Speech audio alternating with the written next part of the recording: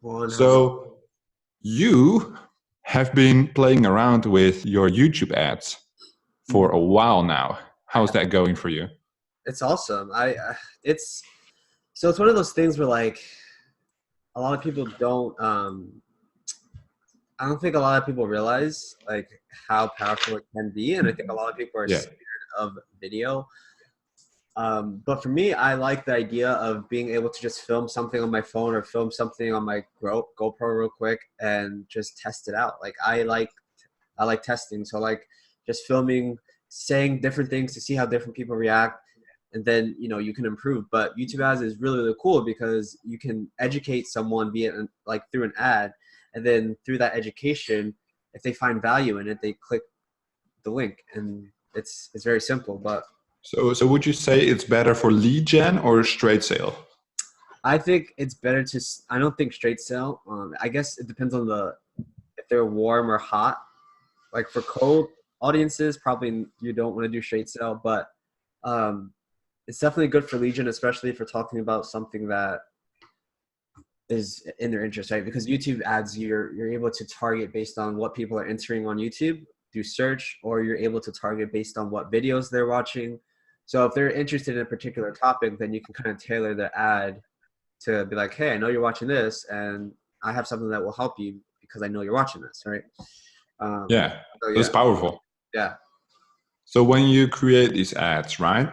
Is there any specific, like I know you talked about discovery ads before, all that kind of shit. What do you use?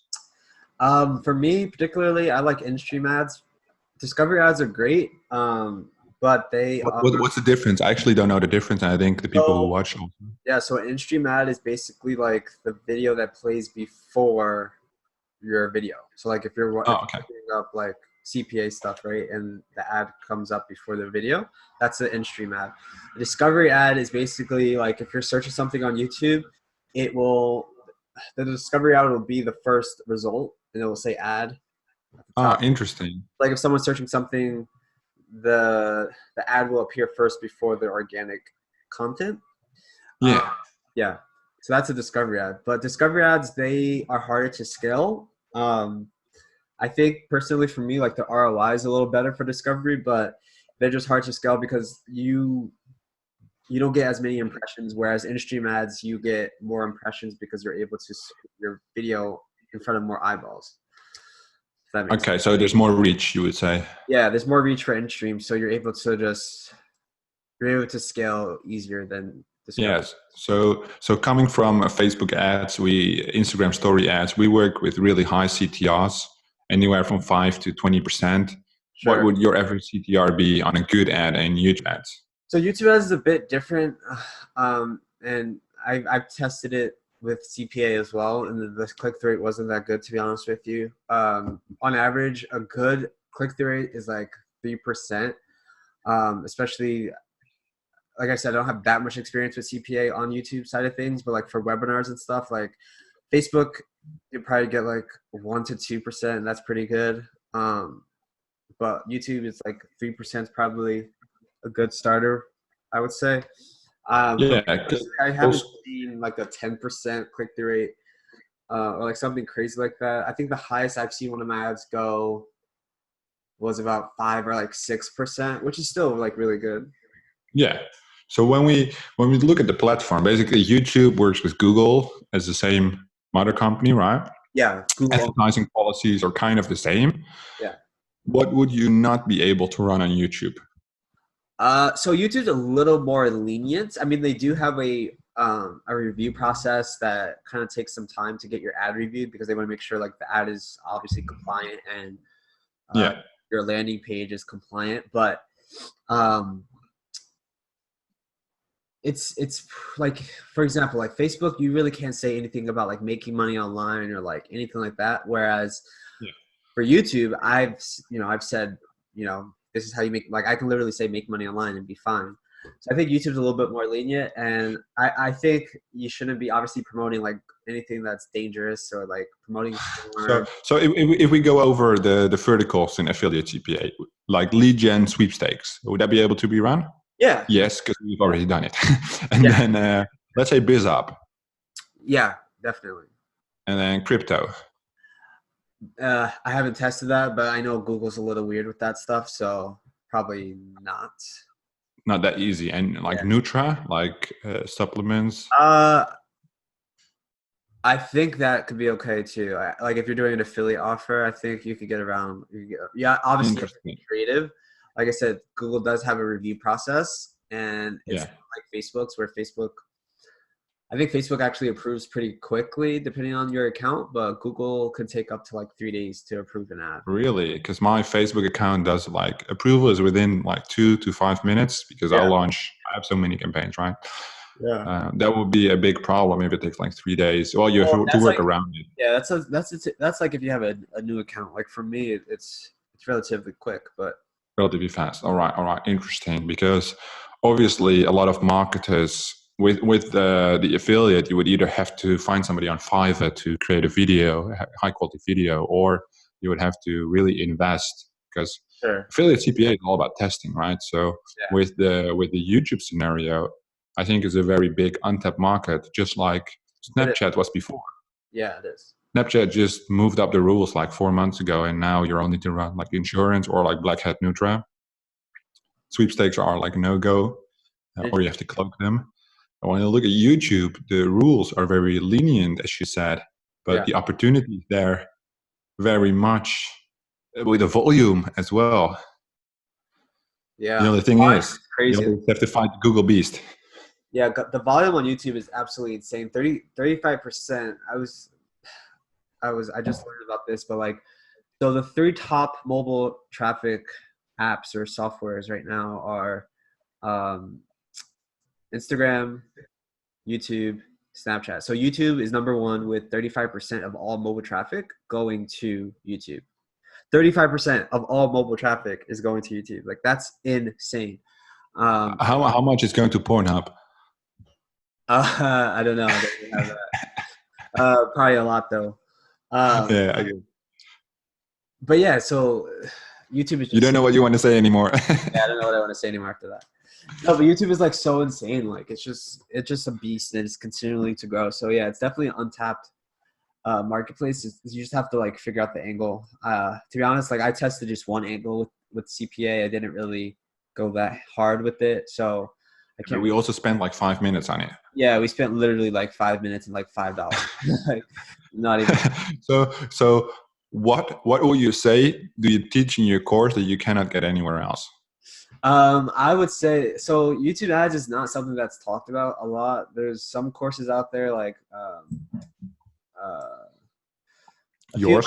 a few of my buddies that have a course, but like my course is kind of it's not high ticket at all, and it just talks a lot about the ideal setup of what you want to do when you first setting up your YouTube ad. 'Cause a lot of people get confused about tracking setups and how to kind of track where your leads are coming from and all that advanced backend stuff, which is Yeah, important for when you want to scale and all that of stuff. course.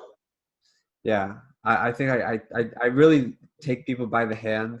That's just like my teaching style when it comes to courses is really not if you're paying like I have a like if you're paying for something then you should get value out of it. So and by value I mean like literally showing everything. That's how I would want a course for me to be, right? I've only bought like a few courses and they do a pretty good job of showing you, but there's always like some things that are missed and it's just like, ugh, that's so important. Why didn't you show me that? So I go over everything.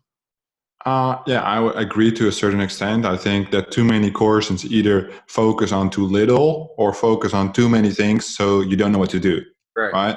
Right. So, what was the course we got together? That you know which one, right? So it offered like 10 different traffic strategies, 10 different programs, and I was just like, "Well, I'm only going to do this one thing out of all these strategies because Yeah. I don't know how to incorporate it all together." It was not really a game plan. It was more, "Hey, here is 20 ideas of what you could do, and it's great, but not for a beginner because they get confused." Sure. Exactly. Well, interesting. So I've gone through your course. I've seen the Facebook group. I think I'm a moderator in that group because I shut down your chat by accident the other day. So there Thank was God. this one guy like, "Oh my God, the group chat is active." And I clicked it away. And then it said, "Do you want to remove this?" And I pressed yes. And then I forgot I was a moderator. And I Thank, removed the entire chat. thank you. Thank you. You're welcome. I'm just notifying you now that happened like 3 days Live. ago. But you were on holiday, so what could I say? Yeah, I was I away. didn't want to disturb you. Thank you. I appreciate it. Yeah, no, thank you. I don't want that. I Yeah, don't want that on. that's just how I roll. So basically, about my new project, right? A lot of the people I'm streaming this in my Facebook group, so a lot of people know about the affiliate Kickstart forum. Mm-hmm. Thank you for the inspiration for the name. I stole that from your course. You're Other welcome. than that, you have had a look inside, I hope. I've taken a small peek. Yes, I have. All right, so share your thoughts. What do you think? Um, it's basic, but it has a lot of room for growth. Obviously, I know you're just building it, so I know like the design aspect is a second thought, which is fine because you want to kind of kickstart and get it off the ground. But I do see that from what I saw, it seemed pretty active, so that's a really good sign. Like it seemed like people are actually like interacting, which I find like when you go to forums, I mean not every forum, but like you'll see like posts from like 2016, and then like no one's commenting. Like Yeah, no one's active in the forum. It's just like dead. It's like a dead forum. true. Yeah, so that's what we're trying to do. Like I went it over with the developer. We're like, how many topics should we add? And he made a really good point because I gave him a huge list, and he was like, well, what would happen if all these topics would be empty? Yeah, That would be a disaster, right? And I exactly. was like, that would be a problem. And right now, you know how it always is, just like my Facebook group. I make a post and it's always the same 10 people who comment. Yeah, With the forum, though, as the group is quite small, it's super interactive. Nobody feels the pressure to say anything stupid, right? right. And with that, you go back and forth very quick and you can learn very fast. Absolutely. Also, the CPA things, right? The ad accounts, HTML lenders, custom lenders, protection scripts.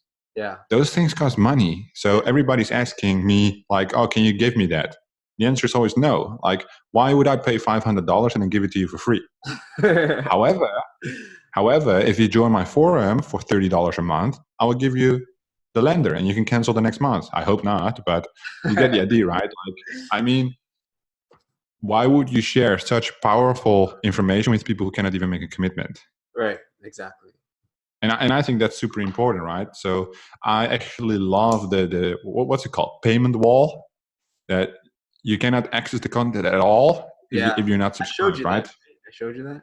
Yeah, Yeah. and it's not even about the money, but I compare it to like STM. You know STM, right? And then like Flift from Peerfly. The thing about the forums is it's one guy who has the authority, and on STM it's maybe 10.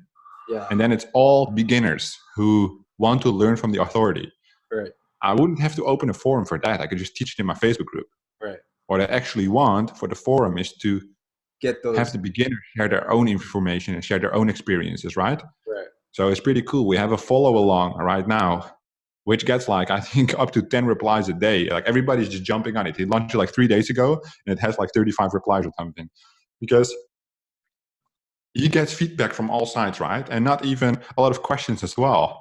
Because when I say like, look at my campaign, people can give either feedback or share their thoughts. And you don't have to incorporate it necessarily, but it is just really interesting to see, because you can teach, but you can never see in somebody's head, right? What they're thinking. Right.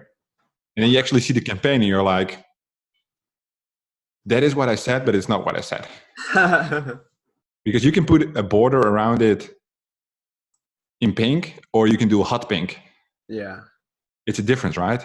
Yeah. And people will always think or do what they think is best, which they should. But it's just so amazing to see. Well, I teach right now 25 people in the mastermind. And I teach one thing and I get 100 for Ryans. And I'm like, what are these guys doing? What were you thinking? But it's also difficult because I teach. So do as I say, don't do as I do. Right. Because I do things like on a 100K level and they have to do things on a 1K level. Right. Which makes it even more complicated, right? You got all these things going on. And I'm just trying to wrap it all together right now, push that content out into the forum. So even like how to set up Amazon S3, Right. with the CDN, right? So you get like super fast lenders all over the world. That's really tough to, well, it's not tough to publicly announce, but if it would take you like 4 hours to make such content, and that's what I'm doing with the Facebook ad account right now, right? I'm having this insane strategy, and you can use it to get unlimited ad accounts. It takes me like 4 to 6 hours to write that amount of content. The question is, as you already provide so much free content, would you or would you not ask for, well, what's it called, return of the favor, which is money? Would or would you not ask for money? I would ask for money. Absolutely. Absolutely. I think a lot of people, and plus like asking for money just weeds out people that just want everything for free. And there just has to be a point, like that's the thing about us is like we give so much away, but people just expect things to be free, and you have to make that transition point. There's some information that just cannot be free.